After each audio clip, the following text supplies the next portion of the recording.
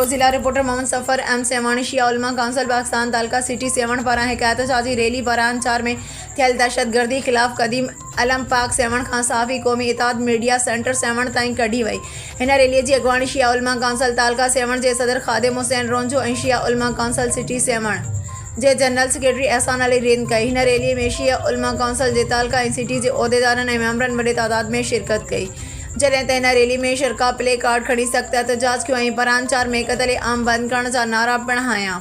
हिन रैली में शिरकत कंदड़ शिया उलमा काउंसिल तालका सेवन ऐं सिटी सेवन जे अॻुवाणनि हुकूमत खां पुरज़ोर मुतालबो कयो आहे त परांचार में मज़लूम शिया क़ौम जो क़त्ल आम बंदि कयो वञे ऐं मुल्क में दहशतगर्दी कंदड़नि ख़िलाफ़ क़ानूनी हरकत में अची सफ़ाक दहशतगर्दनि खे जल्द गिरफ़्तार करे सरे आम फाईअ ते लटकायो वञे। परांचार में मज़लूम शिया क़ौम ते जेको ज़ुल्म कयो पियो वञे उन खे बंदि कयो वञे।